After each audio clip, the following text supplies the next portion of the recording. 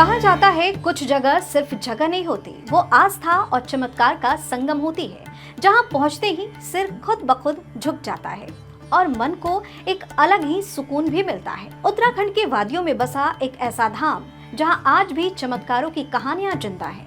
एक ऐसा बाबा जिनके दर पर दुनिया भर के लोग सिर झुकाते हैं और खाली हाथ नहीं लौटते। कहा जाता है यहाँ मांगी गई हर मुराद पूरी होती है, बस दिल सच्चा होना चाहिए। आपको इस रिपोर्ट में बताएंगे कि आखिर कौन थे ये दिव्य संत जिन्हें लोग हनुमान जी का अवतार मानते हैं और क्यों आज भी नीम करोली बाबा का नाम आस्था और चमत्कार का प्रतीक बना हुआ है। नमस्कार, आप देख रहे हैं अनकोट, मैं हूँ आपके साथ दिव्या से। सबसे पहले नीम करोली बाबा की जय। उत्तराखंड में स्थित नीम करोली बाबा का कैंची धाम देश विदेश में बहुत मशहूर है। यहाँ के बारे में मान्यता है कि जो भी भक्त सच्चे मन से बाबा की तपोस्थली पर आता है, उसकी हर मनोकामना पूरी होती है। नीम करोली बाबा को एक दिव्य पुरुष, महान योगीराज और हनुमान जी का बहुत बड़ा भक्त भी माना जाता है। उनके भक्त तो स्वयं उन्हें हनुमान जी का अवतार मानते हैं। यही वजह है कि कैंची धाम में दर्शन के लिए सिर्फ भारत से ही नहीं बल्कि विदेशों से भी बड़ी संख्या में भक्त आते हैं। इस आश्रम की प्रसिद्धि लगातार बढ़ती जा रही है। अब नीम करोली बाबा का जीवन परिचय कराते हैं। नीम करोली बाबा को एक ऐसे संत के तौर पर याद किया जाता है जो सादगी भरा जीवन जीते थे। उन्होंने अपने अनुयायियों को भी सादा जीवन जीने के लिए, अच्छे कर्म करने के लिए हमेशा प्रेरित किया। उनके जीवन और चमत्कारों से जुड़ी अनगिनत कहानियां प्रचलित हैं। उनके अनुयायी बताते हैं कि कैसे बाबा ने उनके जीवन को बदल दिया और मुश्किल समय में उनकी मदद की। उनके एक से एक भक्त रहे, बड़े बड़े लोग जिन्होंने उनके साथ 1 महीने तक का वक्त भी बिताया। इसके अलावा विदेश की कई और बड़ी हस्तियां भी उन्हें एक दिव्य पुरुष मानती थी। नीम करोली बाबा का जन्म 1900 के आसपास उत्तर प्रदेश के अकबरपुर गांव में हुआ था। नीम करोली बाबा का असली नाम लक्ष्मी नारायण शर्मा था। उनके पिता का नाम दुर्गा प्रसाद शर्मा था। उनका विवाह सिर्फ 11 साल की उम्र में ही कर दिया गया, लेकिन कहा जाता है कि 17 साल की उम्र में ही उन्हें आत्मज्ञान प्राप्त हो गया। इसके बाद उन्होंने घर छोड़ दिया, अपना जीवन हनुमान जी की भक्ति में समर्पित कर दिया। बाबा का प्रसिद्ध आश्रम कैंची धाम नैनीताल में भुवानी से करीब 7 किलोमीटर दूर स्थित है। हर साल 15 जून को यहाँ एक बड़ा वार्षिक समारोह भी होता है, जिसमें बड़ी संख्या में भक्त शामिल होते हैं। अब सवाल ये है कि कैसे कहलाए नीम करोली बाबा, तो इसके पीछे बहुत ही इंटरेस्टिंग स्टोरी है। 1958 में उन्होंने घर छोड़ दिया और उत्तर भारत में साधु की तरह घूमने लगे। इस दौरान उन्हें कई नामों से जाना गया, जैसे लक्ष्मण दास, हांडी वाले बाबा, तिकोनिया वाले बाबा।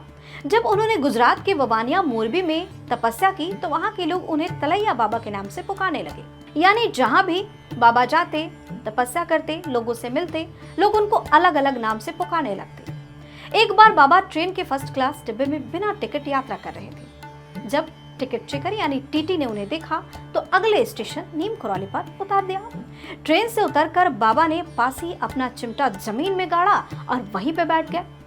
गार्ड ने ट्रेन को चलाने के लिए हरी झंडी दिखाई, लेकिन ट्रेन अपनी जगह से टस से मस नहीं हुई, जिसको देखकर सभी लोग हैरान हो गए।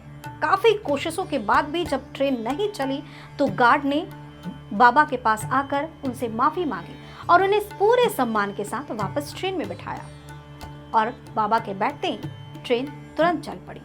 इसी घटना के बाद से उन्हें नीम करोली बाबा के नाम से भी जाना जाने लगा। बाबा नीम करोली पहली बार 1961 में उत्तराखंड के नैनीताल के पास से कैंची धाम आए थे।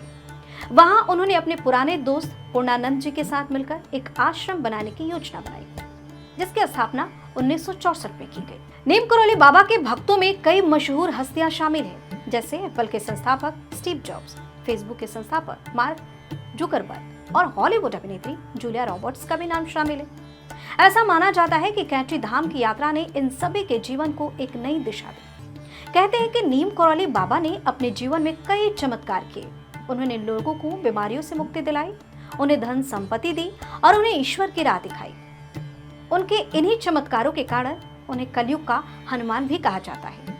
नीम करोली बाबा हनुमान जी के बड़े भक्त थे और आप ये जानकर हैरान रह जाएंगे कि उन्होंने हनुमान जी के 108 मंदिर भी बनवाए थे।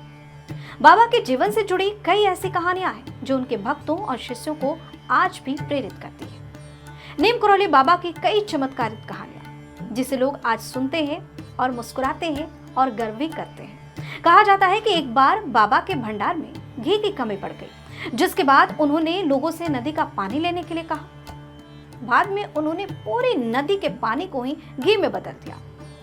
एक दूसरी कहानी ये भी है कि एक बार उनका एक भक्त गर्मी से काफी परेशान था। भक्त की परेशानी से बाबा नीम करौली विचलित हो उठे, परेशान हो गए और उन्होंने बादल को ही बुला लिया। बाबा के चमत्कार पर एक किताब भी लिखी गई है।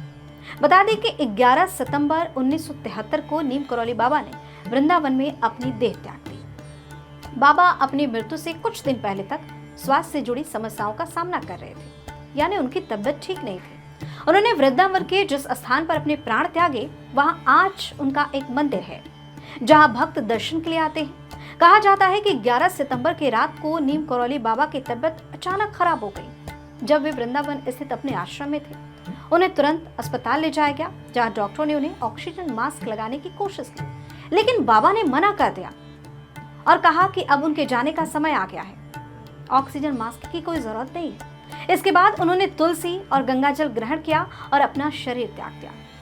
बाबा नीम करौली के धाम को लेकर यह मान्यता है कि जो भी यहाँ आता है वो कभी भी खाली हाथ नहीं जाता और उनकी सभी मनोकामनाएं पूरी होती है। नीम करौली बाबा के करोड़ों भक्त हैं। हिंदू धर्म में ऐसी मान्यता है कि जो भी नीम करौली बाबा के आश्रम में आता है उसकी हर मुराद पूरी होती है। नीम करौली बाबा सिर्फ एक साधु नहीं बल्कि लाखों लोगों के लिए प्रेरणा, आशा और विश्वास का प्रतीक है। उनके जीवन, उनके चमत्कार और उनकी भक्ति की कहानियां आज भी दुनिया भर में सुनाई और साझा की जाती है। तो ये है बाबा नीम करौली की कहानी। क्या आप कैंची धाम गए हैं, बाबा के आश्रम गए हैं? और अगर गए हैं तो आपकी राय क्या है, हमें कमेंट करके जरूर बताएं। चैनल को सब्सक्राइब करें, वीडियो को शेयर और लाइक जरूर करें। धन्यवाद।